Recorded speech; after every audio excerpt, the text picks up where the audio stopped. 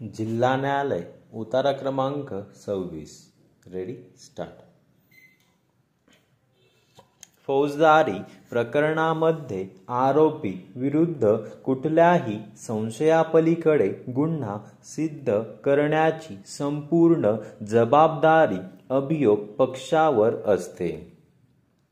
या उलट आरोपी संभाव्य गोष्टीचे प्राबल्य या तत्वानुसार स्वतःचा बचाव सिद्ध करू शकतो. आरोपी विरुद्ध जोपर्यंत गुन्हा सिद्ध होत नाही तोपर्यंत त्यांना निरपराध समजले जाते. ज्यावेळी आरोपींनी गुन्हा केला किंवा कसे या संदर्भात दोन मते आढळतात त्यावेळी त्यांना दोषमुक्त करणारे मत विचारात घेऊन त्यांना दोषमुक्त करणे गरजेचे असते. फौजदारी न्यायशास्त्राच्या तत्वानुसार संशयाचा फायदा नेहमी आरोपींना दिला जातो. अशा प्रकारच्या ठरवून दिलेल्या तत्वांनुसार प्रस्तुत प्रकरणी निष्कर्ष काढणे गरजेचे आहे. अभियोग पक्षातर्फे सादर करण्यात आलेला पुरावा सबळ पुष्टीदायक आहे किंवा कसे हे ठरविण्यासाठी त्यांच्या विविध पैलूंचा आणि उलट तपासादरम्यान दिसून आलेल्या त्रुटींचा सारासार विचार होणे देखील गरजेचे आहे. परिच्छेद. आरोपी विरुद्ध गुन्हा सिद्ध करण्यासाठी अभियोग पक्षाने सर्वप्रथम फिर्यादी साक्षर क्रमांक 1 चंद्रभान काशीनाथ मोरे यांचा तोंडी पुरावा निशाणी क्रमांक 22 कडे सादर केला आहे. त्याने सरतपासादरम्यान असे कथन केले आहे की मोनाली त्याची बहीण असून तिचे लग्न आरोपीच्या मध्यस्थीने झाले, परंतु त्याने आरोपीद्वारे दिनांक 18/9/2018 रोजी काहीही घडले नाही असे सांगितले. त्याने पोलीस ठाण्यात फिर्याद देण्याबाबत कथन केले असून त्यावरील स्वतःचा अंगठा निशाणी क्रमांक 23 ओळखला, परंतु फिर्यादीमधील संपूर्ण मजकूर नाकारला. घटनेच्या दिवशी मारहाणीची कुठलीही घटना घडली नाही असे त्याने सांगितले. त्यामुळे विरुद्ध सरकारी अभियोक्ता यांनी तिला फितूर ठरवून तिचा सखोल उलट तपास घेतला. उलट तपासादरम्यान त्याने मान्य केले की मोनाली हीच सासरचे लोक नांदवत नसल्याने त्याने आरोपींकडे विचारणा करून तिच्या सासरच्या लोकांना समज देण्याबाबत विनंती करण्यासाठी गेलो होतो असे मान्य केले, परंतु मारहाणीबाबतची संपूर्ण घटना नाकारली. त्याने फिर्यादीमधील मारहाणीबाबतचा मजकूर परिच्छेद अ पोलीसला सांगितला नव्हता असे कथन केले आहे. फिर्यादी साक्षीदार व आरोपी यांच्यामध्ये तडजोड केल्याचे त्याने मान्य केले आहे. या व्यतिरिक्त त्याच्या पुढील उलट तपासात फारसे काही आले नाही. आरोपीच्या विधिज्ञांनी घेतलेल्या उलट तपासात त्याने मान्य केले आहे की त्याची व त्याच्या कुटुंबियांची आता काहीही तक्रार राहिली नसून त्याला यापुढे साक्षीदार तपासायची इच्छा नाही. परिच्छेद.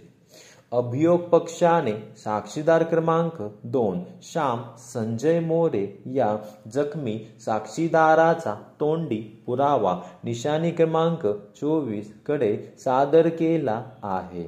सदर साक्षीदाराने देखील आरोपींना ओळखून मोनाली त्याची आत्या असल्याबाबत कथन केले. तिचे लग्न आरोपींच्या मध्यस्थीने ठरले होते, परंतु किरकोळ वादामुळे ऑगस्ट 2018 पासून माहेरी आली होती. दिनांक 18/9/2018 रोजी फिर्यादीने आरोपीकडे जाऊन मोनालीच्या सासरच्या लोकांना समजावून सांगा असा म्हणाला होता.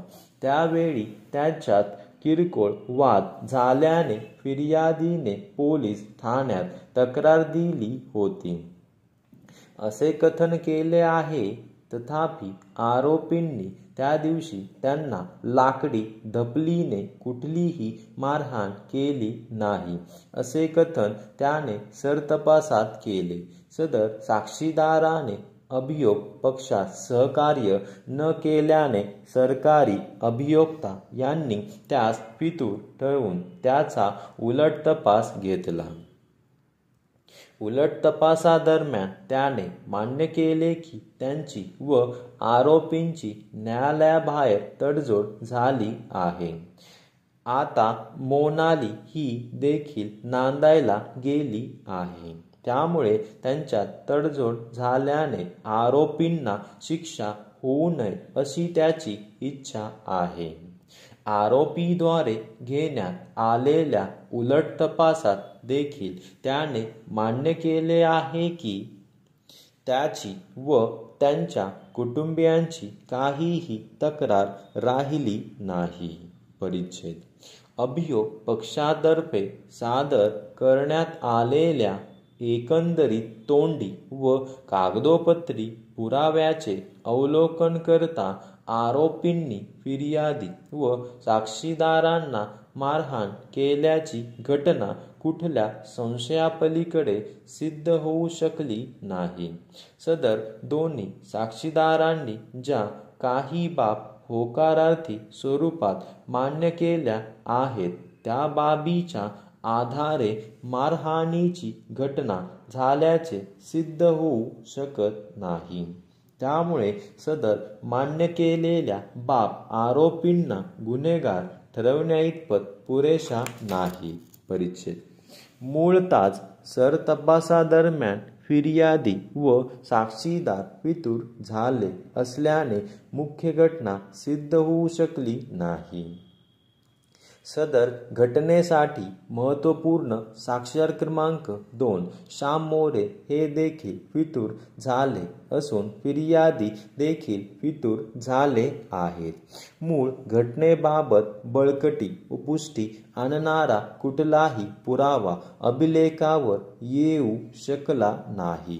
फिर्यादी व आरोपींमध्ये तडजोड होऊन त्यांचे नात्यातील आपसी संबंध चांगले झाले असल्याबाबत तडजोड पत्रावरून दिसून येते. अशा प्राप्त परिस्थितीत आरोपींना संशयाचा फायदा देणे क्रमप्राप्त झाले आहे. म्हणून मुद्दा क्रमांक 1 साठी मी नकारार्थी निष्कर्ष नोंदवित आहे. धन्यवाद.